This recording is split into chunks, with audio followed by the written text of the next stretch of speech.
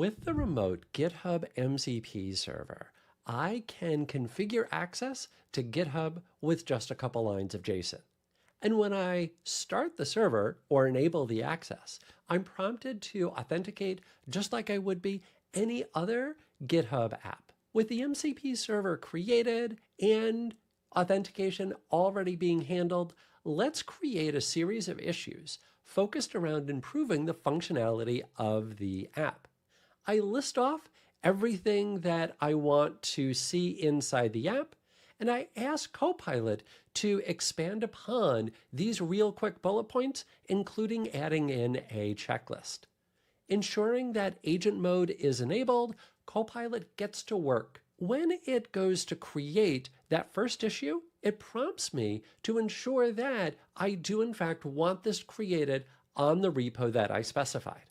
I can review the JSON, make sure that everything looks good, and to streamline the process, I can enable the creation of all issues for this session, or while I'm talking to Copilot right here. In just a few moments, all of those issues are now created. If we open up the repository, we can see them all right here. And as we open one up, we see that full description and a checklist that has all been created from Copilot just from that one bullet point. This is one of my personal favorite features. It helps keep me in the zone that if I've got a great idea, I can use this as a real quick scratch pad and come back to that issue later. Speaking of coming back to issues, how about doing searches? I can do that using MCP and Copilot as well. I want to find all issues related to filtering and search. I describe what I want to a new session of Copilot just to remove all of that prior context, and Copilot uses the MCP server to call out to GitHub and give me that list of all issues that are related to searching and filtering. We can even use Copilot for a little bit of help with triaging. Let's ask Copilot to prioritize the issue that it thinks will provide the biggest value to the user while also being the easiest to implement. Copilot does the search, lists through all of those issues, and gives me its opinion. In this case, it's about adding in that filtering capability. Okay, fantastic. Let's let Copilot implement that functionality. We described to Copilot that we want to implement the code necessary for issue number 1. Agent mode gets to work on creating that code. Skipping ahead to the end, we see that Copilot is prompting for running a couple of last little tests locally. We'll let those run, and then we'll run all of our unit tests and end-to-end tests locally and manually like we always should before creating a pull request. Everything looks good to me, so let's ask Copilot to create that pull request. We'll ask Copilot to create a branch, to create the commit message, and to create the pull request for us. Copilot gets to work on exploring all of the changes that have been made, creates a rather thorough commit message, and then pushes that brand new branch up to GitHub. It then utilizes the MCP server to create the pull request. Just as before, we can review the JSON and then approve that command to be run to create the pull request on GitHub. Upon opening up the pull request, we see a full description of everything that has been accomplished. By utilizing the GitHub MCP server, we can access assets on our repositories right from the editor. We can take advantage of Copilot to create issues, triage issues, and even to create pull requests, helping to keep us in the zone and focused in on what's important.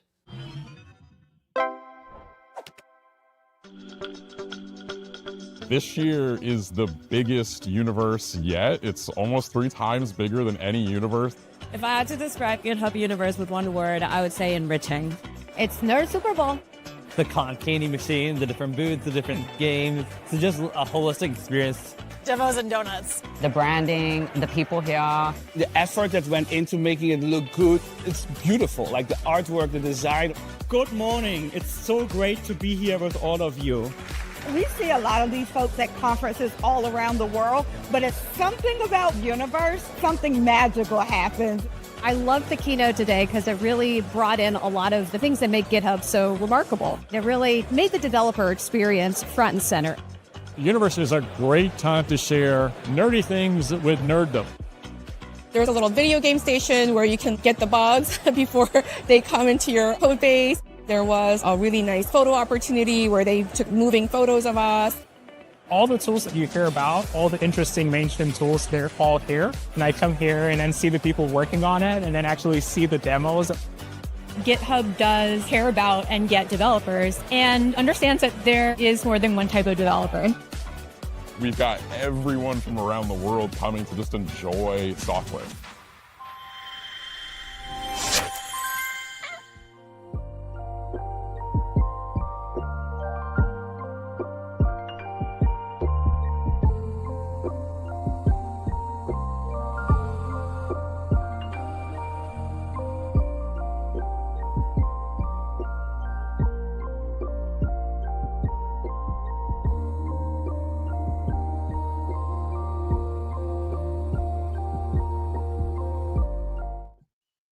Hey everyone, I'm Kadesha and welcome to Open Source Friday, the show where we talk to maintainers about the applications that they're maintaining.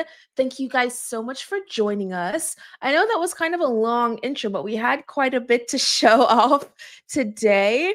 In case you missed it, GPT-5 is now available in GitHub Copilot and also Anthropic's, Opus 4.1? Is that what it's called? Is that what the name of the model? Is also available in GitHub Copilot. But today on stream, we'll be talking about the GitHub MCP Server. And just in case you missed that quick little demo we did earlier, we have Toby here to teach us all about installing, using, and automating with the GitHub MCP Server. So I'm going to pop Toby on right now. Hi. Hey, everybody. Hey, Kadesha. Welcome to the stream. Thank you. Thank you for having me. And I love seeing the GitHub MCP ad at the beginning. I hope I can do as well as they went through on the demo there. That was amazing.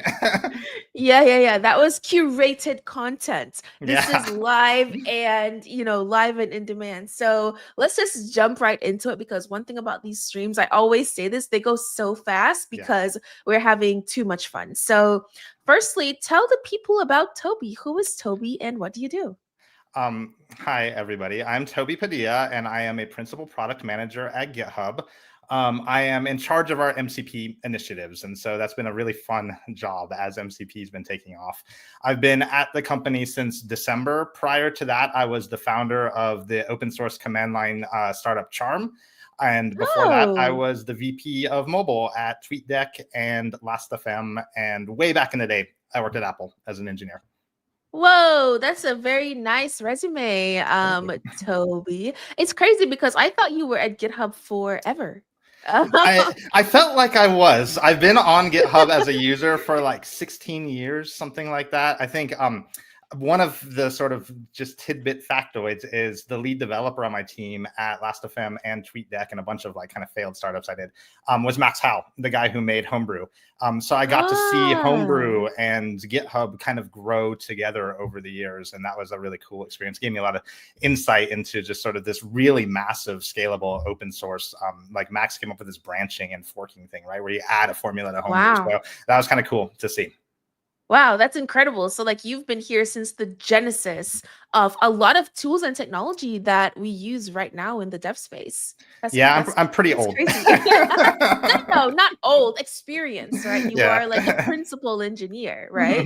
Product manager, but I love to engineer too and write code. Yeah. So, and Charmed is the thing that makes a terminal like sparkle, right?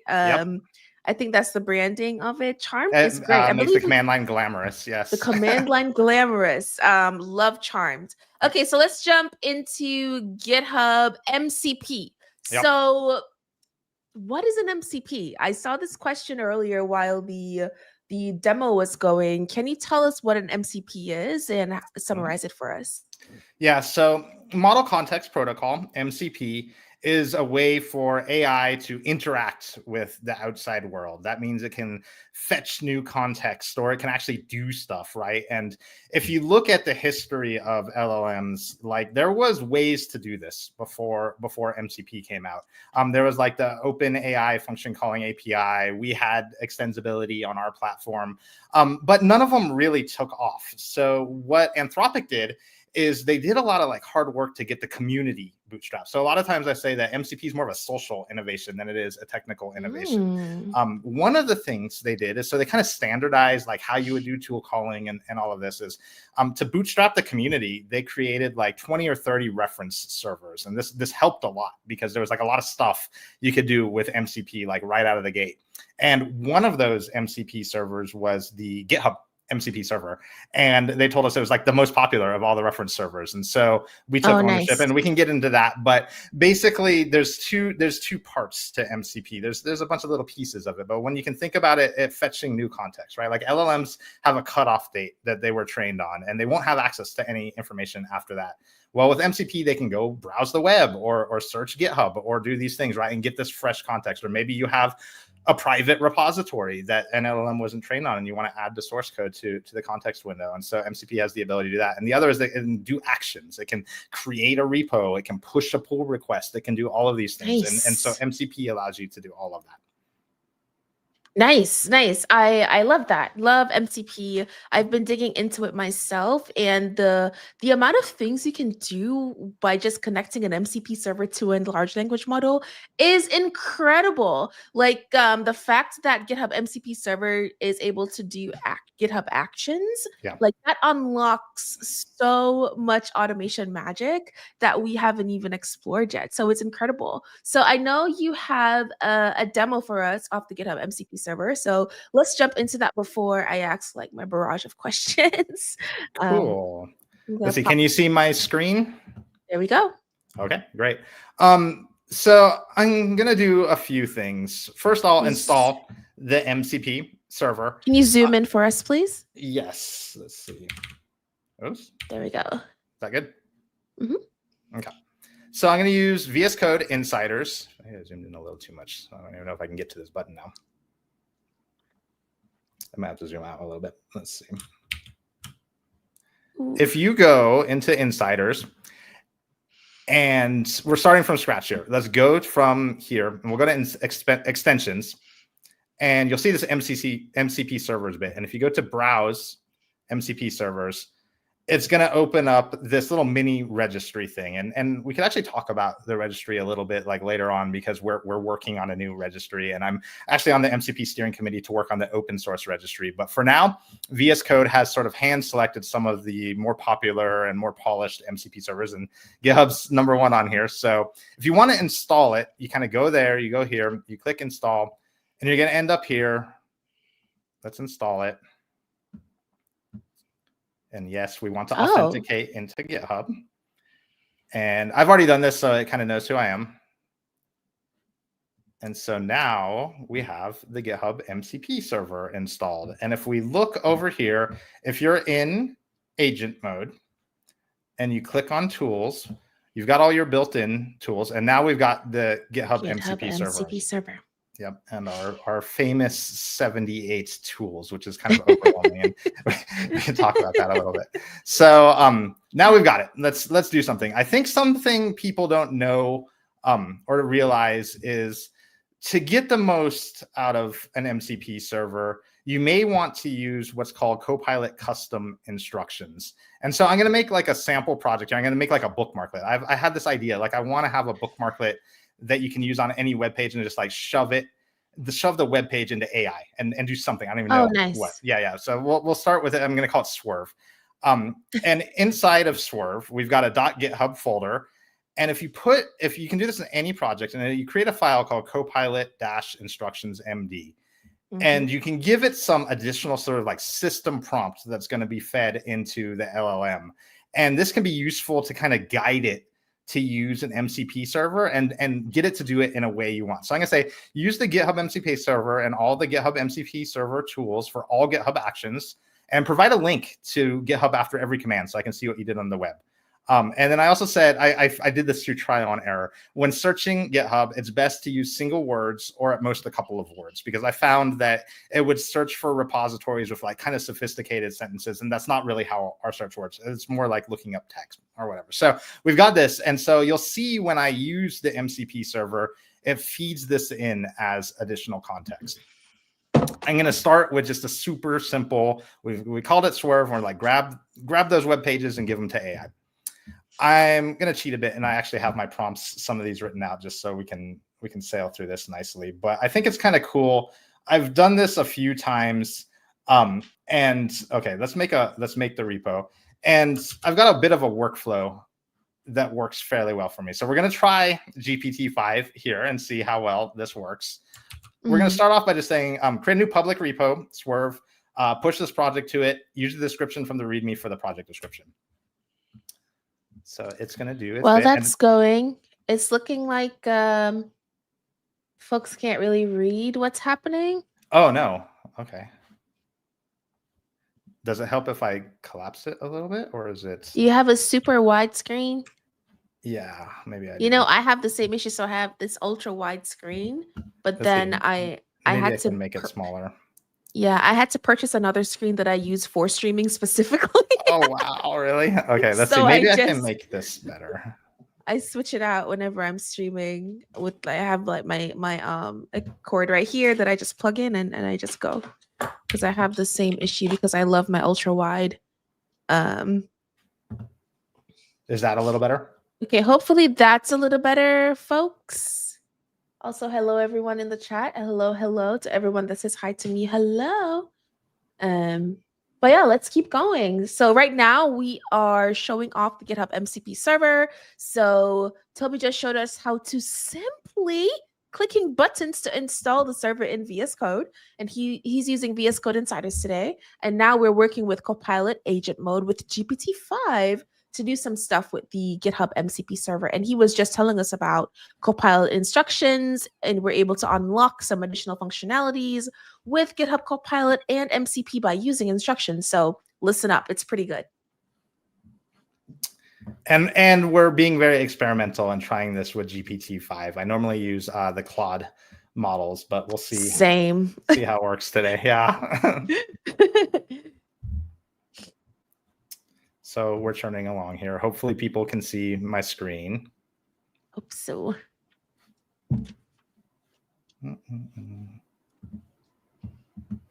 Okay, so what are we doing? What are we looking at right now?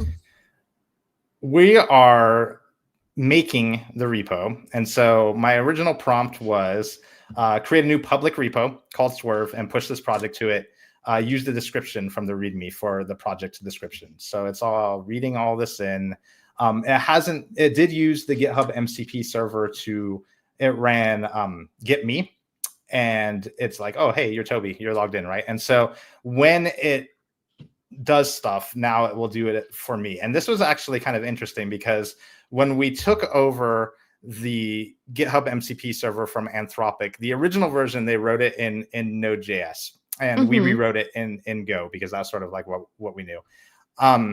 We essentially copied all of the tools that they had, which was like essentially basic coverage. And so here we're going to make the new repo. Basic coverage of our API. But we found that it was failing quite a bit. Oh, here we go. Git repo is empty. It was failing quite a bit when you would say, like, do this for me, or look at my issues, or do these things, right? It didn't know who me or my was. So we created a tool called Get Me. And we assumed like, hey, if we give the LLM a tool that's called Get Me, when you ask it to do stuff for yourself, me, my, or I, that it will do that, and it'll get your user logged in, authenticated information, and do the right thing.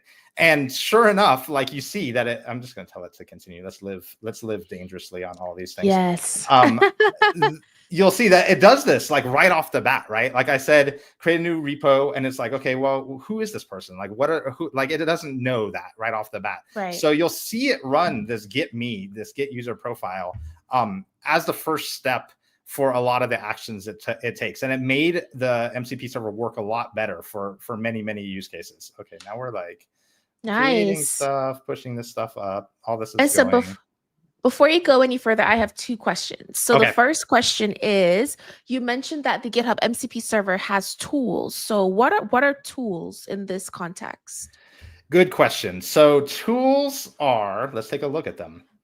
Tools are functions, essentially, that an MCP server has a collection of many things. It has these tools, it has prompts, it has resources. Tools are kind of the main thing. These are all tools: add sub issue, create gist, get issue, list this, list that, right? How MCP works is it exposes these functions to the LLM, and it tells the LLM what the arguments are to the function, and it uses JSON schema to do this. And so there's a special part of sort of the LLM APIs called tool calls, and it lists all of the options or all the tools that has available to it. And then the LLM will say, okay, I want to call these 4 tools, these 4 functions with these arguments. And then it passes that through the MCP client into the MCP server, which then executes all of the code behind these tools. And then the MCP server comes back with results, again in JSON schema, and gives that to the LLM. And there's actually an ID associated with each tool call that the LLM makes. So it may have called 4 tools. We get the results back from the MCP server, present them to the LLM, say, here's the 4 tool calls, here's their results. And the interesting thing is that the LLM may then decide to call more tools based off of that information. And it'll kind of iterate on its own. And it'll say like, okay, well, now I want to call 2 more tools. I want to dig in. It didn't quite give me the result that I want. The LLM decides all of this on its own. It's kind of miraculous. And when it's done, it's like, okay, no more tool calls. That's when you know that you're ready to present the results to the user. And so here we did that, right? Like it did all these different tool calls. And at the end, we got our swerve repo, presumably. Okay, there. Just has this. One of the things I asked that you'll remember is I said, use this as the project description. So this is a good example of it sort of integrating with our platform, right? Like it used our API to populate the abouts here. If we go back. Incredible. And this was all done with just natural language. Yep, just natural language. So let's do something a little more interesting. And this is a workflow that's worked very well for me on making new projects. I'm going to tell it to make a README first. No code. Don't start writing code. I tell it to make a comprehensive README, talk about sort of the mission of the project and the use cases, but also talk about the architecture. And explicitly tell the AI like, hey, we're going to use this README to kick off more AI development down the road. So put in things in here that are going to help you do that. I also tell it to do research. So I'm saying here, we're going to make a bookmarklet that pushes the DOM to AI, write a comprehensive README that explains the project, outlines the architecture, make it entertaining, right? Because we always want it to be entertaining. And it's going to be used later for AI coding, push the README to GitHub. Here are some things to research: bookmarklets, AI web processing, cool web apps. So let's see. So essentially you're creating the spec doc or the PR, the product requirement doc. Exactly. And I'm not just using the LLM on its own. I'm telling the LLM to use the MCP servers available to it, which is in this case, the GitHub MCP server, but it may have other things like Playwright or whatever to do research and go out in the world and find new things, right? And so this is going to churn along and do this. But at the end, we're going to get a very nice README. I've done this a few times and it'll lay out like, oh, you should use Node. Here's all the installation stuff you should do. This is the architecture. Often it will do architectural diagrams. It will find other popular projects because I told it to do these research things. See, like, look, it's searching repositories for bookmarklet in the name with stars over 200, right? And we got 14 results. And so it's doing all of I told it to research these topics, and it's finding a lot of readability content extraction. See, it does these like super interesting. I found 4 projects that have that in it. So document element. So it's going to do a lot of very interesting research on its own, which is, I think, gives these READMEs that it generates really solid foundation. And a lot of times I'll be like, oh, look up not just the most popular repositories, but find some that are up and coming or whatever. So it has the ability to interpret all of these results in like a really smart way and sort of synthesize something interesting out of them. And I've been saying this on stream now for a minute, but I truly believe that we need to bring back spec-driven development, or like Yeah. spec-driven development should not go away because of vibe coding or coding tools with AI. I think the first step for anyone building with AI is this step. The creation of your document, your research, the architecture, actually planning the tool that you want to build is so important, because then when you go to your agent and say build the tool, or implement this feature, it knows exactly what you want, right? And Yep. you also know exactly what you're looking for from the LLM. So I love this so much, because I'm actually working on a blog post about this, because I'm so Nice. passionate about it. Well, it also works like how open source development works, right? Like if you think Right. about popular open source projects, they have great READMEs.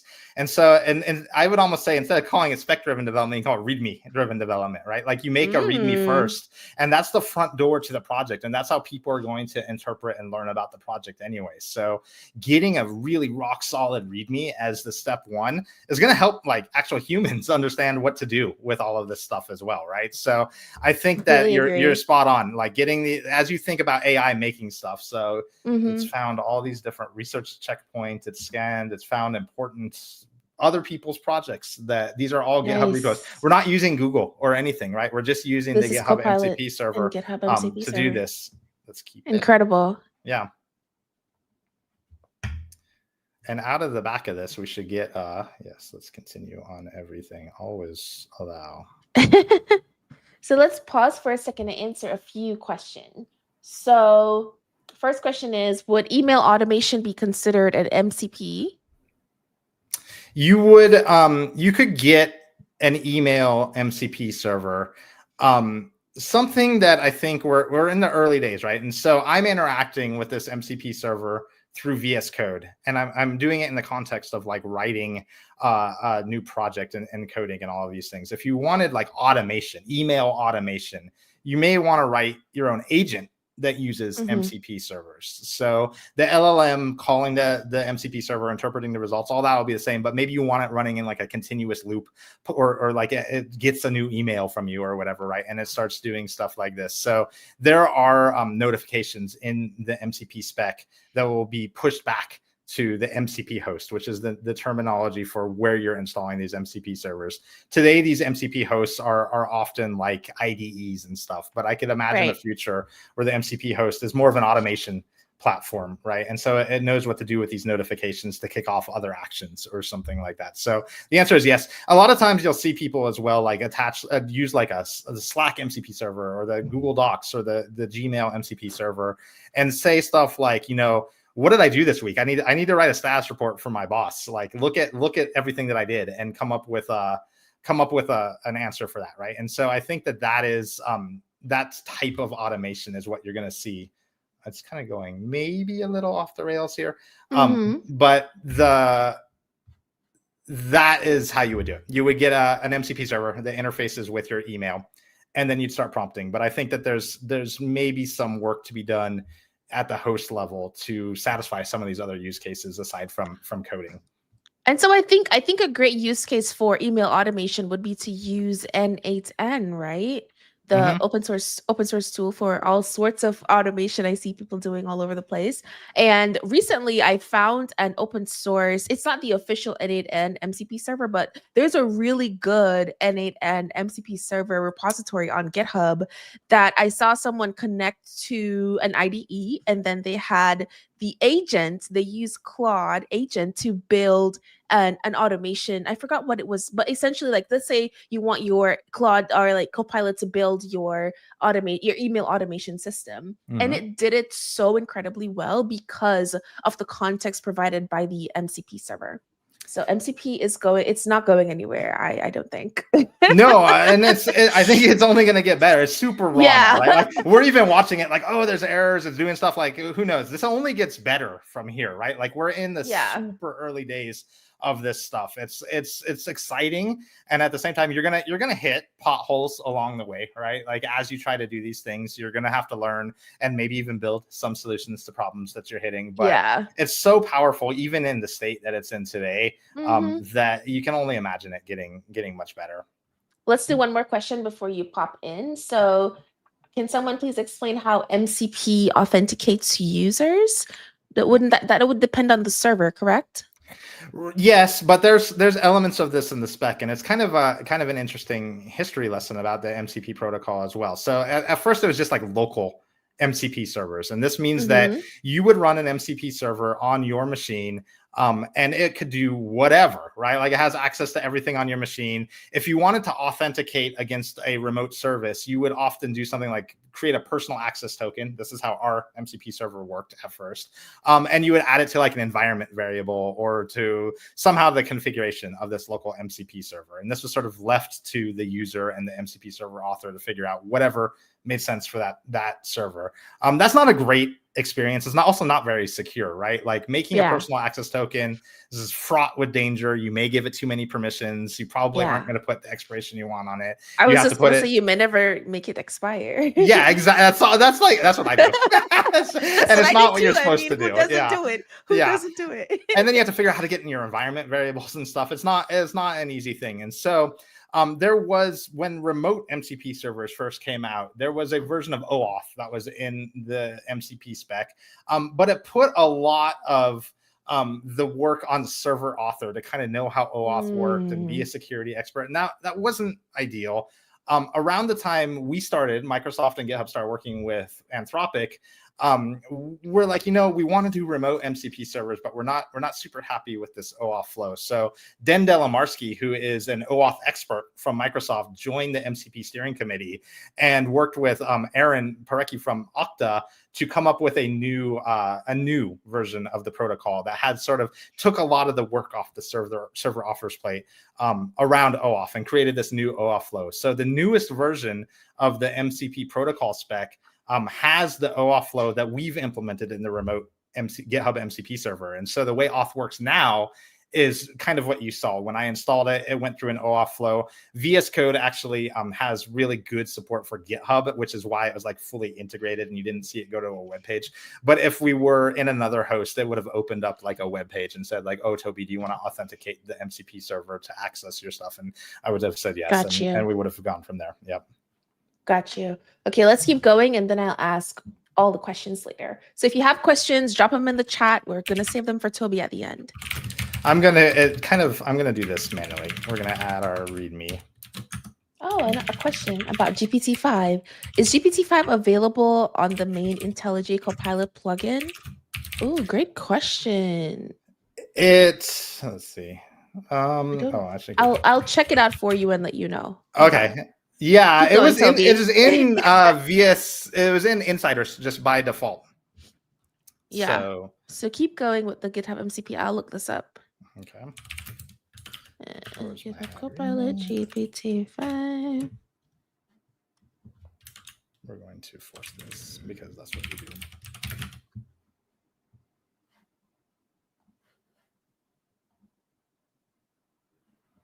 Oh, it didn't work. Where did it go?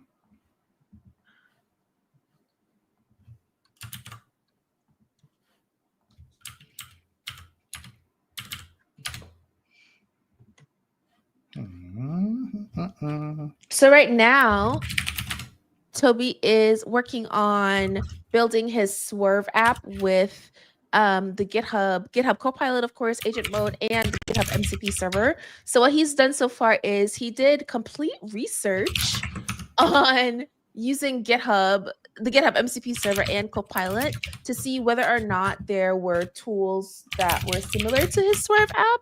So essentially, he wants to be able to take web links and send it to an AI when he's browsing the web. Am I getting this right?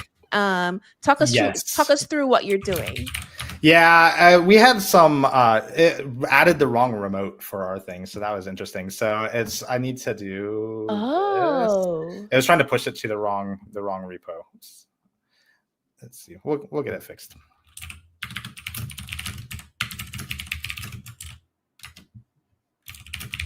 And while that's going, I'm not sure if it's available in IntelliJ.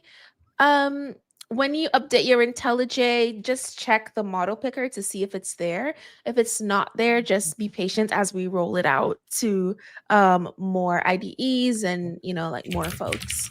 But yeah, definitely update it and give it a try. It's incredibly fast. That's the first thing I noticed. GPT-5 is very fast and it's really good at UI. Tested it live on stream yesterday, but let's get back to the GitHub MCP server. I'm getting distracted because I just love new models and playing with them, honestly. Why is this not working? Well, let's just look at it here. Let's see. Let's look at the README that it made. I've got some Git problems that it ran into. So this is what it made though, after doing all of the research, right? So it's like Swerve, and we got a good description out of it. Why is it a bookmarklet, right? Like zero friction install. I didn't tell it to do any of this stuff. It kind of did this. What gets captured? It's kind of defined what I want in this repo, right? We don't do by default. We don't, it's secure by default. It's got a sort of architectural diagram. Nice. It's got an API that is designed. And this is kind of what we were saying earlier, right? Like, because this is now the spec for the project, it's got the install flow for how you would install this bookmarklet. It's got a roadmap that it's made, developer notes, how to contribute to it. Nice. So we will be able to go from here and build the project. I won't go too much further into it because I think I've derailed my Git, and I'm probably not good to keep digging into this hole. But at the same time, you can see how this would work, right? And I think that you just have to watch it as it goes through. So I was like just clicking okay on some of this stuff, which maybe wasn't a good idea. But when you're doing this on your own, don't do that.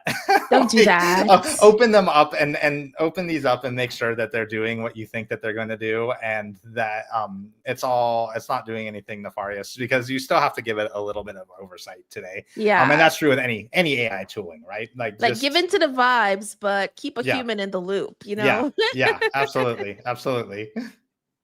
Well, I mean, let's just build it and then, see what happens. And just so you know, Toby, I am going to be stealing this flow. Okay, are you? Any other demos I do, because I love it. I never thought to do research with the GitHub MCP server where, Copilot can search through GitHub for whatever, that's great.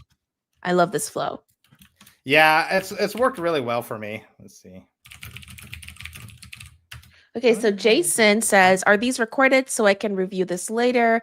I'm still new to vibe coding and playing with integrating tools into VS Code. I'm still starting to add MCP tools to agents. So yes, these sessions are always recorded. And I see that you're on LinkedIn, so you can find the recorded session on GitHub's LinkedIn page. So make sure you're following GitHub on LinkedIn to keep up with these sessions.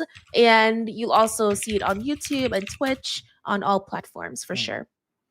That's weird. I don't know what's doing that. So yeah, I think we're kind of stuck. So still confused with MCP with GitHub Copilot. Okay, so starting from the top, what is MCP, or Model Context Protocol? Okay, so MCP is a standard. It's an open protocol that standardizes how your LLM apps connects to external data sources, right? And so right now, an MCP server essentially, let's say you have an API called like bananas, right?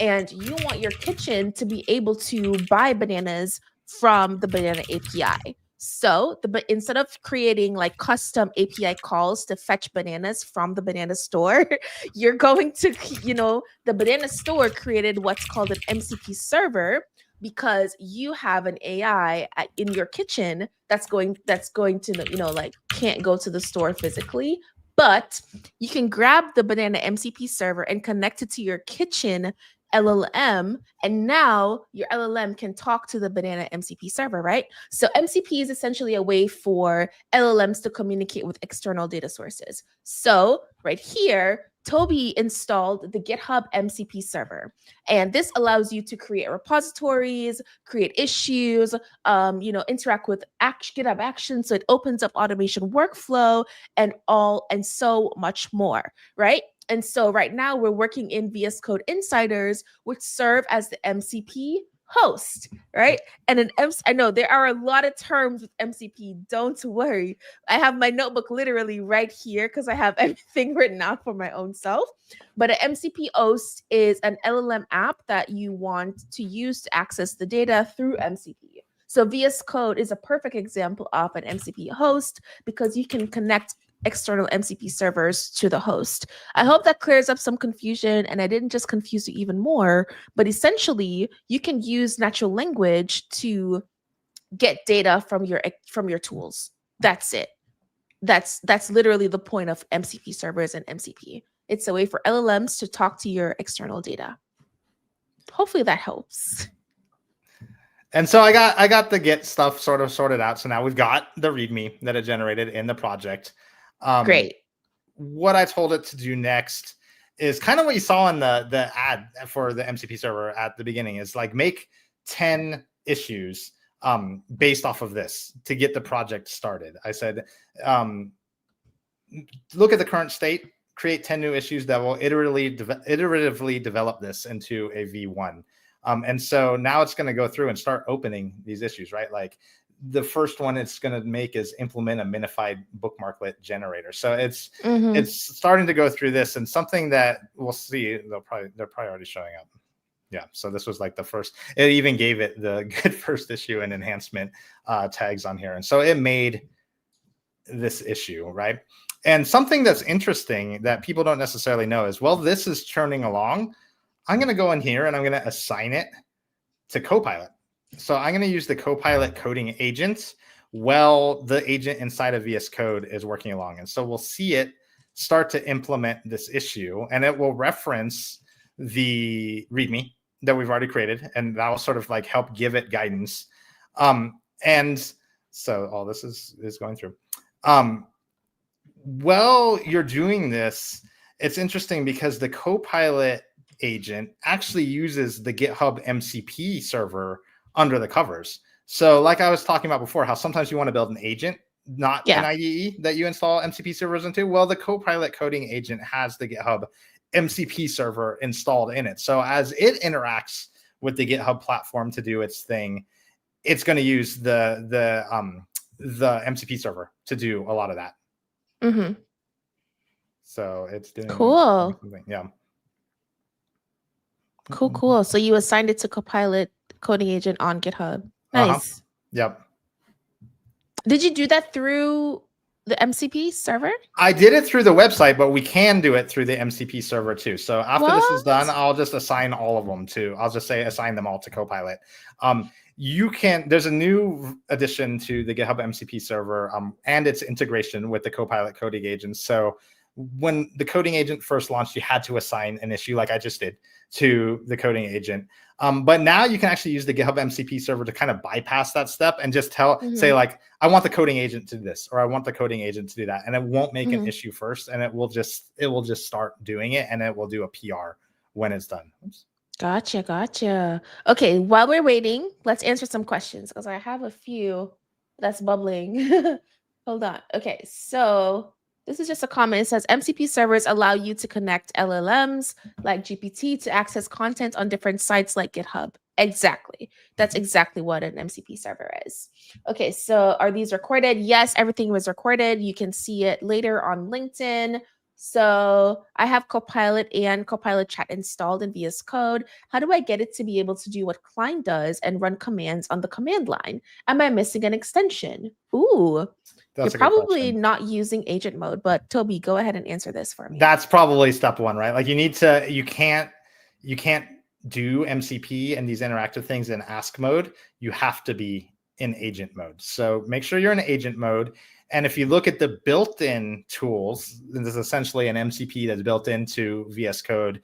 You'll see, run commands. And so it should be able to do that for you once you do that. And that's actually why in my Copilot custom instructions, I said use the GitHub MCP server for everything, because if you don't tell it that, a lot of times they'll try to do everything on the command line, which is very cool as well. But when you're demoing the GitHub MCP server, you pretty much want it to do everything with the GitHub MCP server. So here it made all of these issues.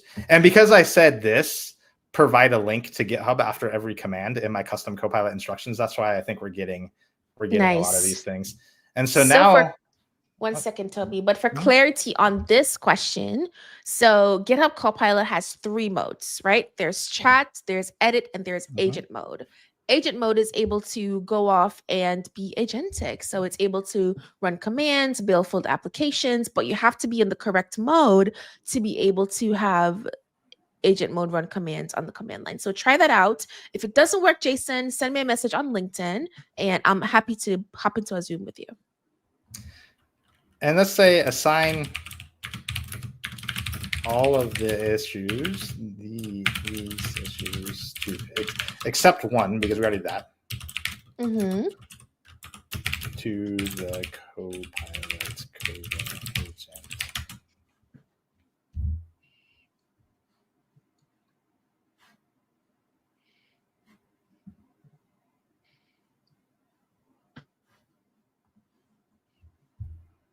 So what's happening now, Toby? It's running assign Copilot to issue. So we're saying give it issue number 3. And so we should start to see, we've still got this one churning away. And if we look, let's look at issue number 3. Yes. And so issue number 3 is now being worked on by Copilot. And all of the issues will get assigned. So let's see. So you can see it going through and saying like, okay, implement the LZ string compression and payload optimization. Sounds very cool. I'm glad that it's doing that. So yeah, it's going to go through now and just give all of these tasks to Copilot. There's actually a new feature that is not available to everyone, but we're starting to beta test. I think is going to help a lot in this workflow, because if you think about this, I don't know that I want it doing all of these things like all at once, but I don't want to have to come back like every 20 minutes and reassign all of them. I feel like a lot of times you want it to do one, get it in the code base, do the next one, and then it'll refer to everything that was in the code base instead of trying to accomplish them all. Like you can see them starting to be assigned to Copilot. But this new feature that we've got is relationships. And you can say it's blocked by another issue. And so you can start you can start to say like, hey, don't do this one until this other one is done, right? And I think that that's going to be very helpful for these agentic workflows instead of just saying like, hey, do it all right now. Right? Like that's probably not the best idea, since a lot of these things are going to be touching the same code. And even if it can somehow work through these like merge conflicts it's going to get, I think that from just like a context perspective, that it's best to get these things sort of incrementing on each other, feeding that new version of the project into the context before it starts the next task, basically. Completely agree. And it's also how we work too. Exactly. It's incremental steps, not everything at the same time. You wouldn't just start a brand new project and then give like 10 engineers 10 tasks and say go for it. Like you would want some foundation to build on for sure. But I think that new feature of like creating parents and blockers and blocked by sort of constraints on the issues is going to help a lot there. Yeah. Okay, so how do you see open source evolving with AI and automation in the next few years, Toby? One thing that I'm doing a lot more coding than I was before. So it's like I'm like on my couch assigning stuff to Copilot, like in the mobile web view or whatever. And it's making me a lot more productive. It made me very ambitious too. I'm like, maybe I should just make a new version of Linux or something like that. Right. I know. I think that you're going to see like more. And then I also have I'm like kind of scatterbrained. So I've built a lot of projects I've abandoned over the years.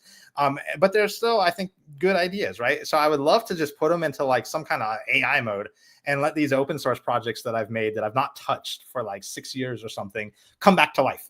So I think that there's a lot of AI bringing open source, giving it sort of a pulse, right? When it's really hard as an individual to keep like 20 or 30 open source projects active and you get busy with life and you can't keep pushing the project forward. But if you have something, why doesn't AI take over, and start driving it? So I think from that perspective, you'll see probably more open source software get created. And as the AI gets better and the tooling gets better, it should be pretty high quality. And I think when you look at a really popular project, like we talked about Homebrew earlier, but even the GitHub MCP server server itself is very popular at this point. Mhm. These AI assisted tools help you manage the community a little bit better, right? And scale yourself as an individual developer. Like something I often do is say, summarize the last week of PRs, or tell me what you think the most important new issues that people have submitted are. And it's like when you have a high volume open source project, doing that kind of thing really helps you as an individual open source maintainer.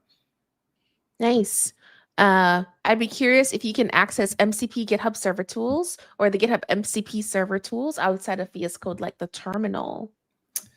There are, like if you look at Claude Code and stuff, there are terminal I was going to say coding apps that have Yeah. MCP support built into them. So you are starting to see again, these MCP hosts come out in IDEs on the command line and these other Mhm. places, right? And so yes, there are a bunch of ways actually that you can use MCP servers on the command line. Yeah. Okay. It's going to be yes. So someone says or Kaleem says, we will get to a point where MCPs are like installable plugins, like the Banana MCP. Would there be like a marketplace where an LLM can just install, get an MCP, and use it all via natural language? That would seem like the peak of automation. Oh, like the LLM can say, I need something to do XYZ. Then it goes and search the marketplace and it installs the MCP on its own. Yeah, I can see that too. What do you think, Toby? Yeah, I think we're going to get there. There's actually another. Yeah. So I'm working with I'm on the Model Context Protocol steering committee, and we're working on this project called the Registry. And this is an open source project. It's not live yet. We're building in public, so please do come and give us feedback. But this is going to be sort of an API first canonical list of MCP servers. And you as an MCP author will publish into this. And right now it uses GitHub OAuth to verify that you actually own the MCP server that you own. But we're also looking at DNS text record verification, a few other things here. And this, every time you publish a new version we do a new version of the GitHub MCP server, I would say, okay, this has been updated. And it goes here. And then there's going to be a bunch of downstream registries from this, including a GitHub MCP registry that will populate, because there's already dozens of MCP registries, but they don't pull from anywhere. As like a MCP author, I have to go email like half a dozen people and say like, oh, I have a new MCP server, please update your registry. Well, this solves for that problem. But you can imagine like an MCP server in front of this thing, right? That's helping agents find the right MCP servers. And part of the scope of this registry is that it has all the information needed for every MCP server to install it. So if it's a local MCP server, it may say like, okay, you need this environment variable, this is the command, the Docker command or the npx command to get it up and running. Or if it's a remote MCP server, this is the URL. So you can very easily imagine a world where an agent would hit the MCP registry and through an MCP server, perhaps, and find the right tools that you need to accomplish a task.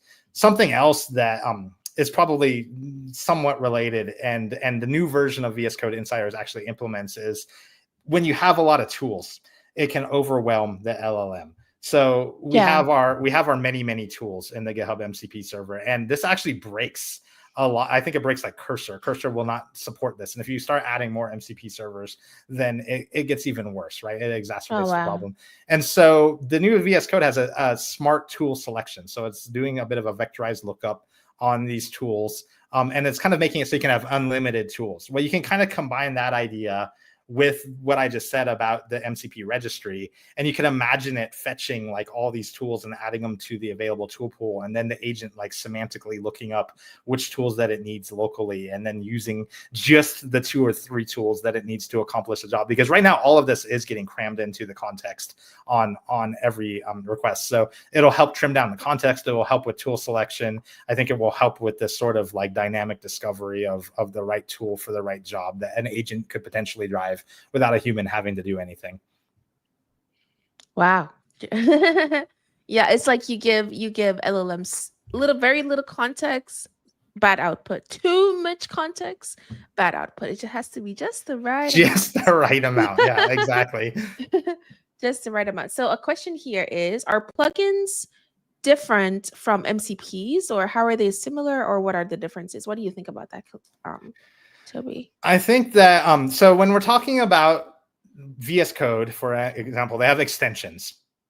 And an MCP server is different from an extension. An MCP server is essentially a plugin just for the LLM. A lot of these other things do stuff to VS Code itself, right? Like they might change the interface, they might provide some other thing, but it doesn't necessarily, it's not about agent mode, and it's not about presenting these tools to the LLM itself. So it's kind of like, just imagine plugins, but just for the LLM is what an MCP server is. And there might be some combination of this where like you install an expansion and it has like an MCP server built into it or something like that. But for the most part, you can think of plugins as your existing app probably had a plugin ecosystem for like 10 years or something like that. And it extends the functionality of the app.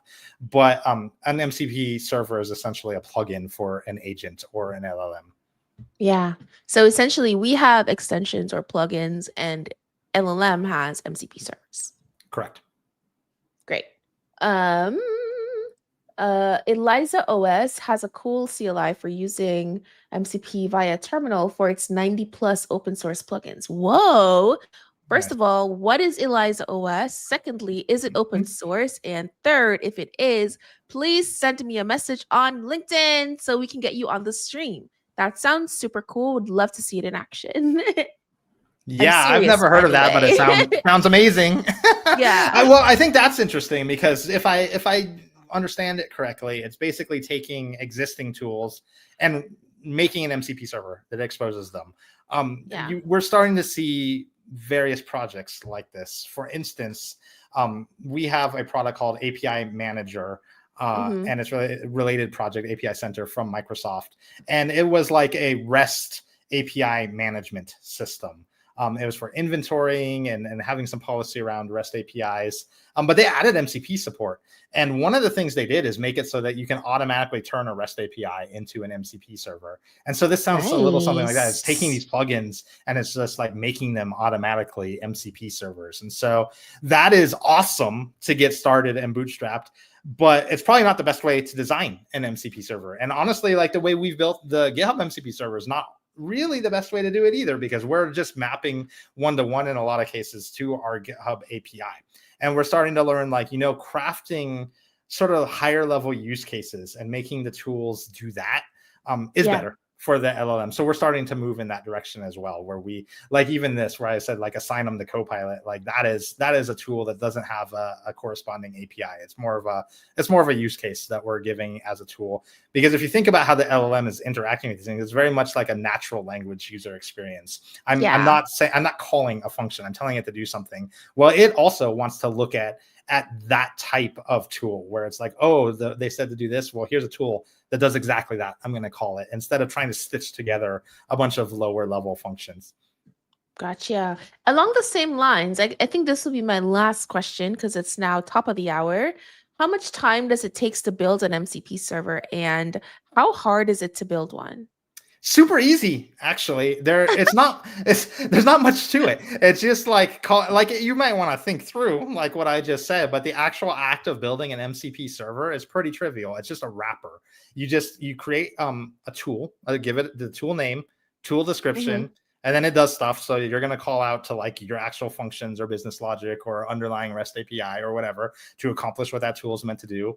And that's pretty much it. Making a local MCP server is super, super trivial. Like you just pick an SDK from your language of choice and do that. If you want to make a remote server, that's a little more difficult because then you have to think through tenancy. So if I have one remote server and I've got 1 million users, then I have to manage their sessions and deal with disconnects and all that. So that's going to be a little bit more complex. But to get started with a local MCP server, it's really, really easy. And the SDK should get you up and running really quickly. Wow, that's incredible. I'll be building my very first MCP server next Thursday on the Rubberduck Thursday live stream that we do every week. So if you want to learn how to build your own MCP server, come and join me. Make sure you're following GitHub channel to see when I post the live stream so you can, get notified of it when we go live. But awesome, super awesome, very informative session, Toby. Anything else you want to tell the folks before we wrap up here? Just please come check out the repos. So go to I'm going to ask for stars, but if you go to the GitHub, this is the remote one. We actually want the local one. Go to GitHub/GitHub-MCP-server, and you'll see, I should say too, take a look at the docs. because there's some interesting stuff in here, especially around the remote MCP server. If you go into the docs folder and remote MCP server, you'll see that we didn't really touch on tool sets, but we've actually aggregated a lot of the tools into certain things, right? Like if you just want actions, you just want this, you can actually grab one of these endpoints and just install this as an MCP server if you only want some subset of functionality. And you can even do read-only mode where it eliminates the write action. So if you're worried about the LLM doing something that it shouldn't be doing, you can just grab this and use this as a read-only MCP server. So there's a lot of kind of rich information in here that you should check out. And I'll give a plug for the registry too. Check out the Model Context Protocol /registry project and please engage with the discussions and stuff here if you're interested in how MCP servers get discovered by and published by the community. Nice. Love it. And Jason at the beginning wasn't using agent mode, and now Jason is using agent mode. Good. Yay! Nice. Now it's gonna work. Yeah. So make sure you come to the live stream next Thursday, Jason. You'll learn so much more. But thank you so much, Toby, for coming on today and telling us all about the GitHub MCP server. It seems like there is so much more that we could dig into when it comes to like MCP in general. So maybe I'll have you on my Thursday streams. I would love talk to come about on again. to talk about just MCP in general, the architecture, how it works under the hood, how we can truly build one that's reliable and resilient and all that jazz. But for today, we only had an hour. It's very sad. See, I told you we have so much fun in here. It goes by so fast. But go ahead and use the GitHub MCP server. If you go to gh.io/GHMCP, it will take you straight to the GitHub MCP server. Thanks so much, Toby, for joining us. And thank you all for joining us for another Open Source Friday. We'll see you next week for another one.